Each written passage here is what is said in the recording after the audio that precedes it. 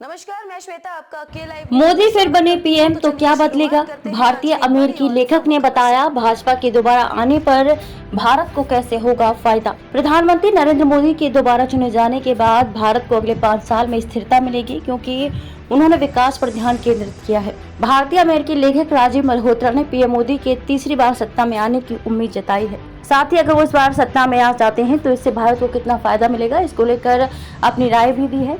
भारत देश के बाहर से मिल रही चुनौतियों का साहसपूर्वक मुकाबला कर सकता है, इसका कारण मोदी सरकार है। पीटीआई को दिए एक इंटरव्यू में राजीव मल्होत्रा देश में हुए विकास पर बात करते हुए कहते हैं कि आप देख सकते हैं कि गरीबों से लेकर अल्पसंख्यकों तक समाज के हर वर्ग को लाभ हुआ है। उन्होंने आगे कहा कि आप आंकड़ों के साथ ये देख सकते हैं, उनके पास सड़कें, साफ पानी, बेहतर स्वास्थ्य सुविधाएं, खाना और शिक्षा है।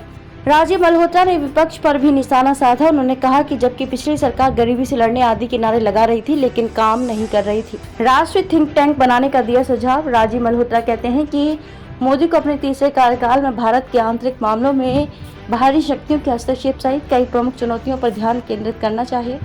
उन्होंने कुछ संवैधानिक संसाधनों को आगे बढ़ाते हुए एक राष्ट्रीय थिंक टैंक बनाने का सुझाव दिया, जो जाति, धर्म और जातिता के बावजूद सभी भारतीयों को समान अधिकार और लाभ थे।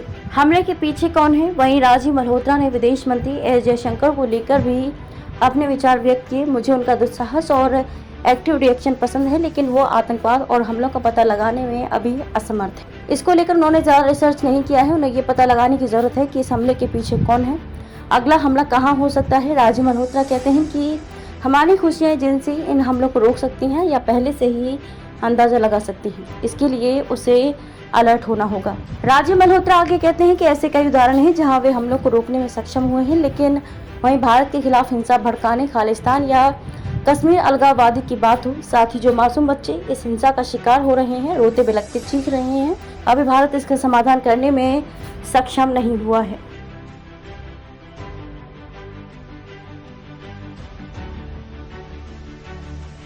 खबरों में अब तक के लिए बस इतना ही। फिर होगी आपसे मुलाकात ऐसी किसी बड़ी और खास खबर के साथ। तब तक के लिए नमस्कार और देखते रहिए के लाइव न्यूज।